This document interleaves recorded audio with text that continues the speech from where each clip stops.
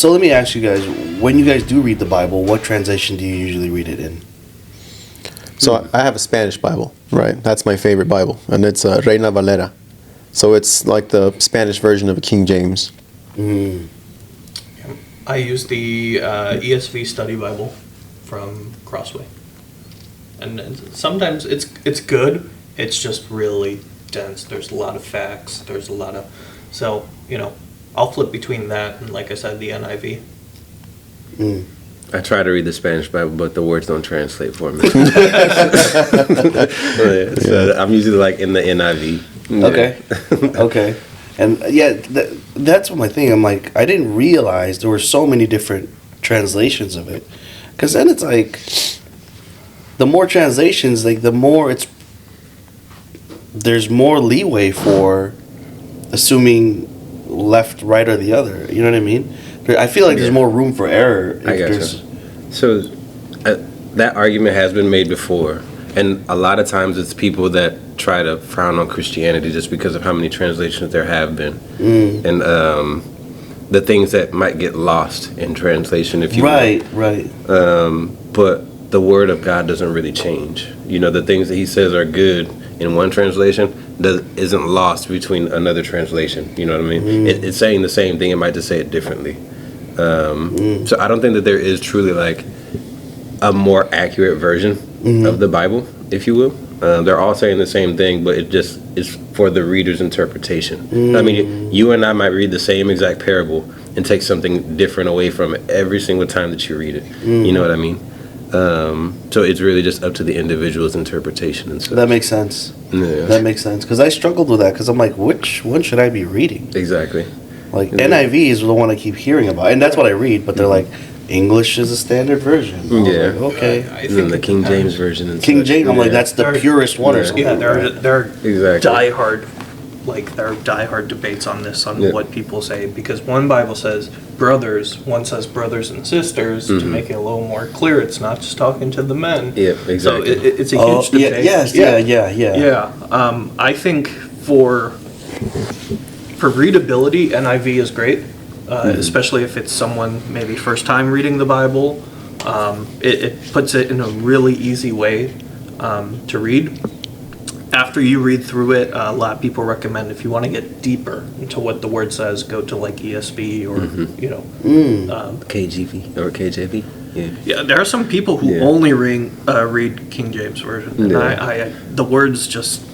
I feel like I'm reading Shakespeare. Yeah, exactly. Yeah, I'm kind of one of those guys. Like You like reading King James? I like reading the King James version. Yeah, because it just, I don't know. To me, it just more authentic. I don't know why, but in my head, I'm just like, yeah. Also, I agree with what everyone is saying, with one caveat, because there are certain translations that are omitting things, and that to me is horrifying. Right? The scripture says if you take, I forgot exactly what it says. I'd have to look it up. But if you add or take a comma from the Word of God, like, I gotta look it up. I'll get back to you guys. But the point is that there's certain translations that are omitting things. I'm specifically thinking about, I want to say Matthew 17, verse 21, which is the last verse in that chapter. That chapter is about Jesus. Oh no, the disciples, when they were trying to cast out a demon from a person, right? And it wasn't working, and they ran back to Jesus. Jesus, why isn't it working? And then God tells them, well, if you had faith as little as a mustard seed, you'd tell that mountain move, and it would move. And then he continues on to say, this type of demon doesn't come out unless you are in prayer and fasting and prayer. That's the only way this type of demon comes out.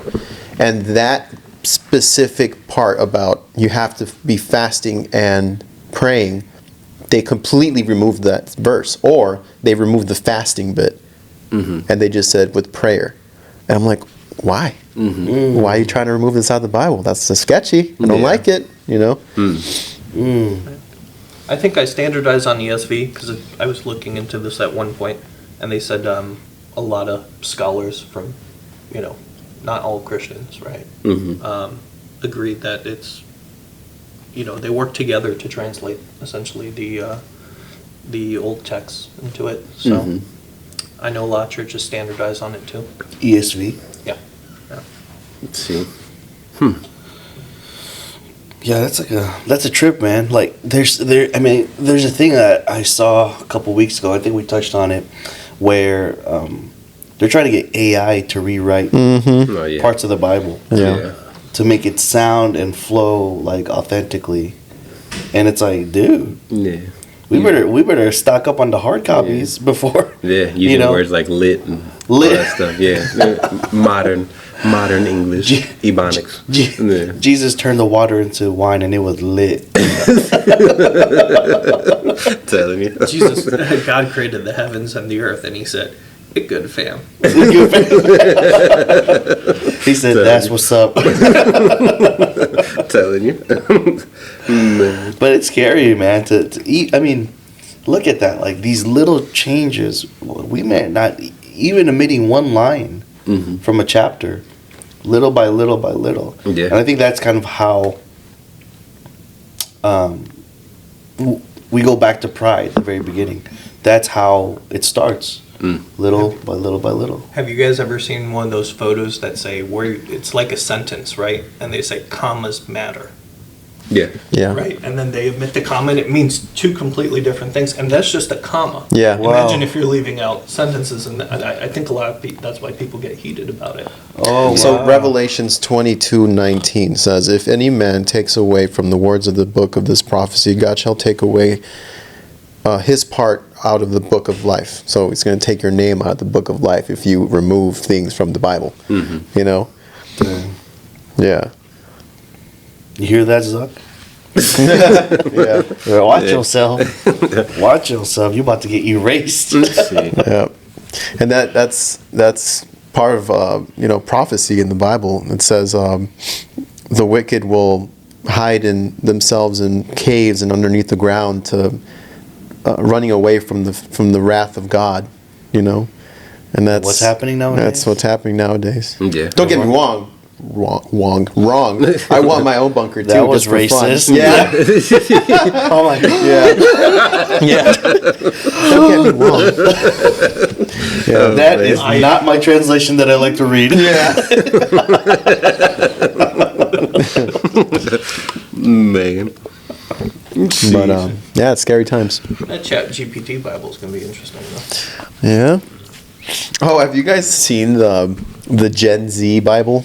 No. I heard some guy reading it from the pulpit. I thought it was, I don't know if he was making fun of it or what have you, but I found it pretty funny.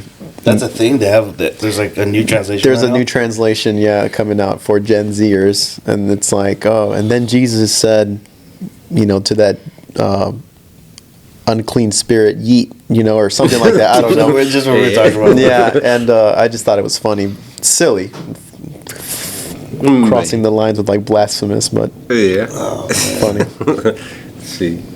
We're slowly getting further and further from the intention of God Oh, dude. on men, right? Yeah. I mean, we go back to this week when we started the 33 series.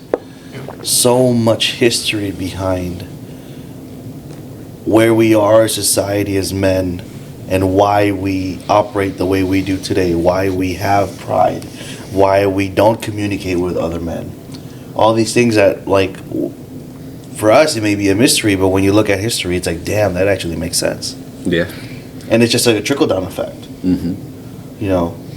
So I take that as, what example am I leading for my family and my legacy now? That's how I take it. Like, if this was passed down through history, what am I passing down to the next one, to the next generation? What inheritance are you leaving? Yes.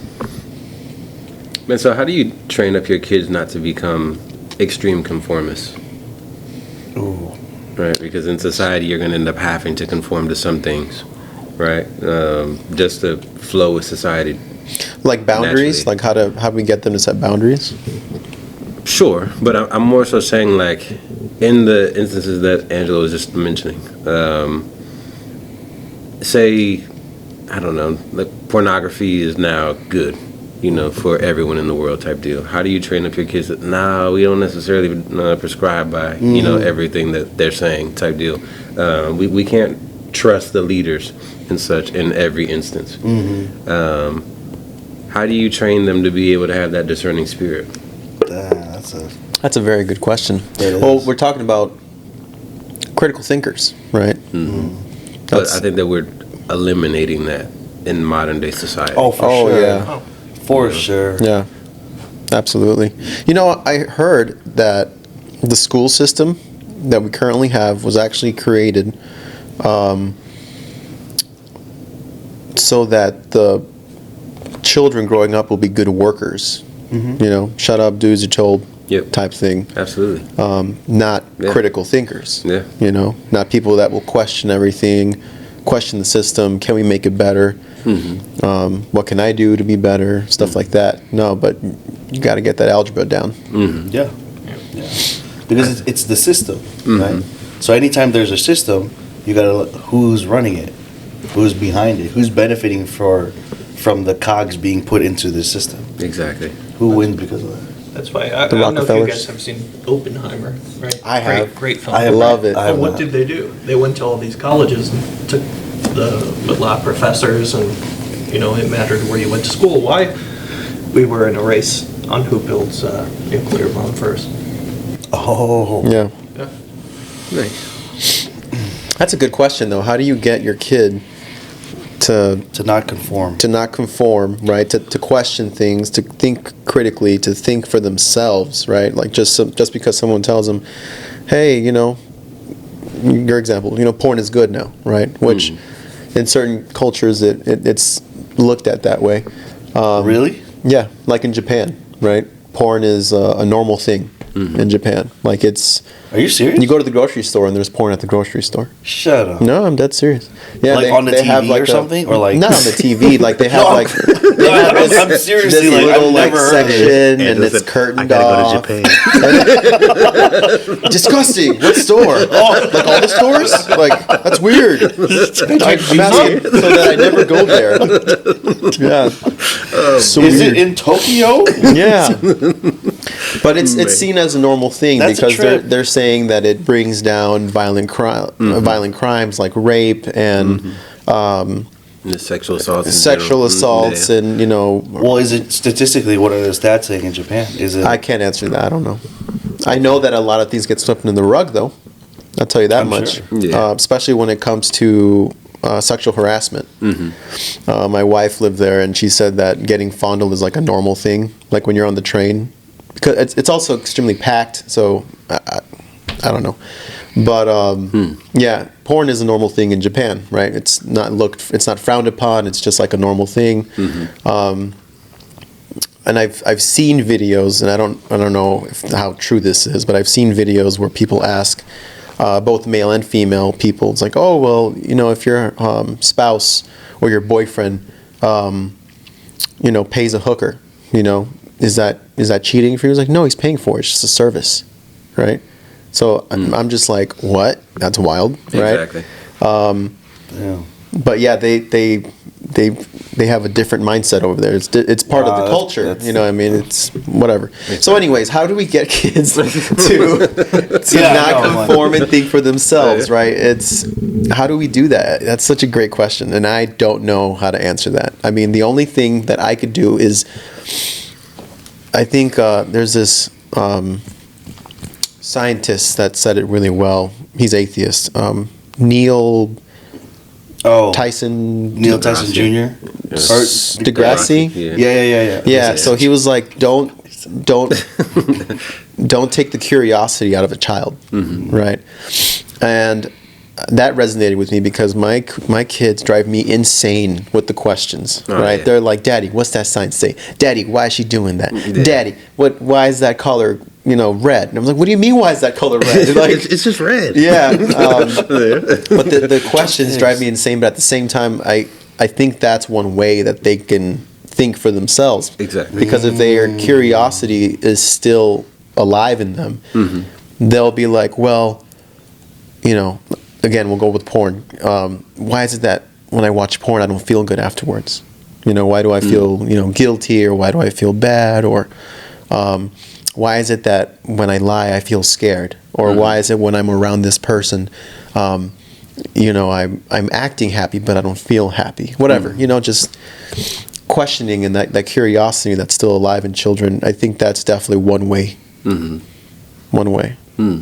Because then they're little scientists, and they get to experiment with whatever, and make a hypothesis, make some mistakes, not terrible mistakes, obviously, that's what we're here for, to try and guide them, but curiosity is an important thing, I think.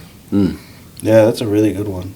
I mean, when I look at that question, I imagine the stage that in life where that would take place, where they start to conform, is when they're hanging out with their friends. Because when they're not at home anymore, and you are the main influencer in their life, and now they're going to school, 8 hours a day, home less time than that because they're just sleeping most of the time, right? Yeah. You're slowly losing that influence. So I feel like it's got to be just like what you're saying. You've got to nourish that. I feel to get you got to build these opportunities for them to think for themselves before the whole "hey, I have friends now" phase. Yeah. Where like I'm like, or I'm going to school consistently phase, or I'm being fed information by a teacher, another adult, and that personally is like one of my fears right now, because we're she's going to be going to school soon. We're looking at schools, and I'm like, I don't like where this is going. Yeah, man. Yeah, I hear you. In many instances, I think that there's a lot of benefits to the homeschooling, just because you can raise up your kid the way that you want. But at the same time, it seems like there would be a lot of downfalls. But they have a lot of stuff built into where like homeschooled kids can actually partake in like the high school sports and such now. Yeah. That they might not have been offering in the past. So Yeah, I mean, I'm going to be honest, dude. Like Carly and I have been having this conversation the last couple, probably months on and off, and it's one of those things where I'm kind of dreading, because I'm actually considering homeschooling. I'm actually considering it. I don't want to. Yeah. I'm hesitant to, because I feel like, all right, PE all day, let's go. Lunchtime, PE number 2. Exactly.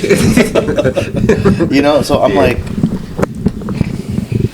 that's where we're at right now. I'm actually considering the homeschooling option. It's legit. It's just, I'm like, the social thing, like I don't want it. I want her to be able to, Express herself, and yeah, absolutely. Know what like a genuine relationship looks like and such, but without the aftermath and such. right. It's like, I get it. Trust me. Yeah, completely get it. Let's see. So, I don't know, man. Dealing with that now, right? I kind of wish that I would have homeschooled for, I had her sent to like a private school or something like that, where people are generally in line with what is going on at the school, But then you have, of course, the nonconformists that, are going to rebel against everything. Yep. And I think that you might have, alluded to this fact a little bit earlier, Alfredo, where with the denial of incest type deal, where you have that rebellion. I don't want to be in the circle anymore.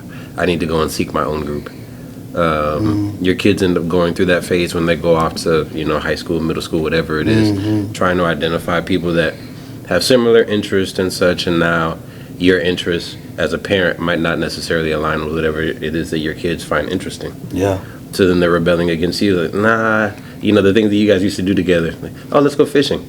I don't want to go fishing because you used to love fishing. What happened? Fish have feelings. Exactly. Dad. Since when? Since when? Yeah, But they're also delicious. Did you forget? What are they teaching you in school? Exactly. And I think it's hard as a parent to be able to let go of those things that you used to, take pleasure in. But it's also healthy to have someone that is, trying not to be a conformist, right? Because then hopefully they're able to recognize those situations with, this person might not have my best interest in mind. Right. Type deal. Right. And then you have the opposite end of the spectrum as well, where they just rebel against everything that you say. Yeah.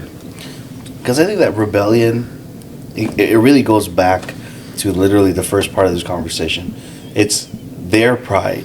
Mm-hmm. The kid's pride now. Yeah. Children are super prideful. Yeah. Maybe not at a young age, right? They're still innocent. Yeah. You know, but they'll get there. Yeah. Yeah. Absolutely. And that phase, what we're talking about, like the rebellion phase, that's when their pride is really like starting to come out and be heightened and be their pride. Yeah, exactly. I'm There top you dog. Come at me, Dad. Yeah. Ruff, ruff, you know, You like, might not wanna house. do that. Yeah. I'm telling you. Oh, I got bills. Sit down. Your house. Exactly. well, that's your house. That's your part Yeah. of the house. Exactly. Stay over there. You stay over there. Yeah, man. Because I have this conversation quite often with like my brother and such, because he has a daughter. She's what, 11. So she's getting ready to start up puberty and all that other craziness, right? And he was saying like how she goes about rebelling against, even the small things. It's like, dude, just get ready because it's coming. If she's rebelling against the small things. Don't tell me that, man. I was like, oh, God. I'm telling you, man, it only gets worse. Yeah, and then you start to see like, I don't want to say the flaws in character, but they are character flaws. And you can go about trying to correct them as much as you want. But I keep telling my brother, like, there's some things that people just have to experience on their own to be able to know that the guidance that you're trying to give them as a parent or otherwise was good, and that you're not just trying to withhold something from them, so that you can try to keep them from experiencing this thing, but they're going to experience it eventually, So there's so much that you can do. Yeah, I think God sees us the same way. We're all just big babies to Him. Exactly. Like babies trying to stick their finger inside the electrical socket. Yeah, exactly. I always remember this because my daughters, they're 4 now. They're turning 5 in July. But as babies, they were in love with the electrical sockets. They were always trying to go stick their finger in there. We ended up having to cap them all off. That's not a big deal. But I would always just hold their ankle and be like, no. And they would just start crying. Ah! Like bloody murder. And I'm just like, if only you knew what I'm keeping you from. You know what I mean? Like, Alfredo's like, fine. Just this once. yeah. All right, figure it out. Learn. Remember, Yes, I yeah. love you. This is so that this is for your own good. This is for your own good. I do this because I love you. 2 minutes later, nice hairdo. Oh, Fredo, what happened to the babies? Oh, I heard a bzz, and then don't know what happened after that. See, but I think about that, man, because if you truly look at the relationship between mankind and God, where we have the free will to go about doing things, are you preventing God's will when you're essentially telling your child don't do these things, even though you would have done those things? I think about that a lot. Is that you preventing God's will, or are you truly looking out for your kid type deal?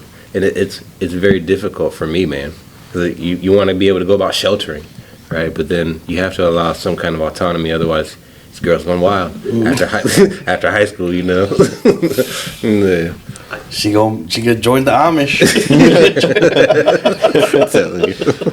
I don't have children, so I can't relate to you guys. But in terms of God's will, I don't think anything can stop that. You're not wrong. See, Nothing. And I think that's why they rebel. They rebel, but even for us, right? We always say, why do bad things happen to good people? Right? Like sometimes it happens. Yeah. Sometimes you just gotta hit your head against the wall and learn on your own. Yeah, man. It's your desert season. Yeah. I personally think though parents have the responsibility to inflict or instill good values. Go ahead, say it. Be a good person. Brian's face lit up. He's like, oh, I like where this is going. Please continue. hey, own it, David. Own it, David. You're halfway there. Just say the last piece. You're one Can I foot get the in. scripture for that? I need the scripture. I need to see it in writing. It's like inflict. I was like, Yeah, that I was like, yo, these Pentecostal boys, they go hard, man. I don't know what they teach over there in Mother Russia, man, but that's a different Orthodox over there. It's Romania, my friend. Oh man. Oh, that's so But funny, yeah. bro. I was like, oh, shit. Instill good values, and I only know this because my parents drilled into my head. They said it's our responsibility to instill good values in you, but you get to an age, and then my job's done. Exactly. But what age is that? When realistically, right, I think it's when you know the difference between right and wrong, because that's all a parent has to do. They have to tell you this is right, this is wrong. And See, yeah, man, but I don't know, because that's kind of abstract for me, man. Because even Yeah. now as an adult, like something sounds good. It's like, oh man, that sounds amazing. And then when you jump into it, a timeshare, it's like, you know, No. yeah, It felt so good, but it's so wrong. The idea is good. The idea is good. yeah. and knowing the difference between right and wrong, you can know that at the age of 12, right, 10, right? But I think it's, I don't know, a lot of people think it's when that child leaves and starts his own family, which for some is marriage, right? Because then you're starting your own household. But for others, you know, it's kind of like, I think people have a general idea of you're over 18, let's say, you're kind of your own adult. You make your Yeah. own choices at that point. Yeah. So, yeah, my parents told me all we can do is teach you right and wrong. After that, you know, you learn on your own. But we did our part. We're gonna rest assured knowing that we did our part. Everything after that is on you, and we just hope that everything we taught you and you know the spiritual values and all that kick in. Oh yeah. It reminds me of my parents drilled into us ever since we were young. They would always say, "Would you be able to survive if we weren't here?" Since we were little, dude. Like I'm like, right now I can't because I can't work. I'm in 6th grade. What am I supposed to do? They don't read the newspapers anymore, Mom. I don't know. I can't sell newspapers. But what do you want? The economy took a hit. What do What do you want me to do? Sell timeshare? I only got one Something sale. like that at I only night. got one sale for Mr. Bryant.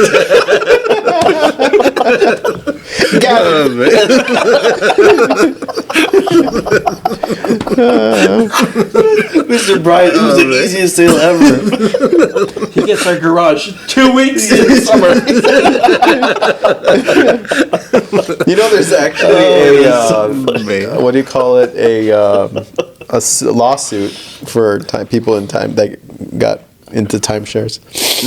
Really? Yeah, there's a lawsuit going around, like one of those class action lawsuits that you Yeah. get compensated for. I don't know. Really? I thought that was against the company that helps you get out of timeshares. Is it? I don't know. I Timeshare just Exit Team, which Dave Ramsey used to, Really? yeah, he used to promote it. oh wow. I think that's what, it was a company that's like, we'll help you get out of timeshares. Give me a call, bro. Yeah. That's crazy. Man. That's Yeah. crazy. It's a crazy world. Absolutely. Man. This was a great conversation. Yep. It was very timely. Always. For me. Yeah. You know, we got a lot going on, boys. Really excited about this 33 series that we got going on, and the community that we're slowly building up, and the men that are coming in that are contributing and seeing the differences and what it looks like to be around other men who are walking with God. One thing Absolutely. I really love about this is you can be at any point in your spiritual journey. You may not even know God, but you can listen in, or you may be, I know Alfredo's, I've said it, you're really well versed in scripture, you know, and it's just everyone contributes something different. Yeah, it So- is. It's funny, man. And even all the different backgrounds and, you know, the different depths of knowledge. we come here with no mask. I think that's what makes it fun and a beautiful thing. Absolutely. We're not trying to be like overly anybody. It just come as you are. And that's the thing that, you know, and I love, we're going to wrap it with this. It's been in my heart, right? Like, come as you are. And when we come to Jesus as we are, broken, beaten, whatever that identity and pain and baggage that we come with, come as you are. But the reality is we won't leave the same. You just won't. You come to Jesus and you bring him, you know, all your brokenness and pain and all the baggage that the world tells you you're worthless. Like, no one's going to love you with all that. Come as you are, because you won't leave the same. Can I get a hallelujah? Yeah. Telling you, man. Yeah, so, boys, I appreciate you guys. Thank you again for your guys' commitment to come here on Saturday mornings. You know, we all have our different things going on, and you guys continue to be faithful, and I appreciate you guys for doing that. Absolutely, man. All right. Until next week. Redwood out. Peace.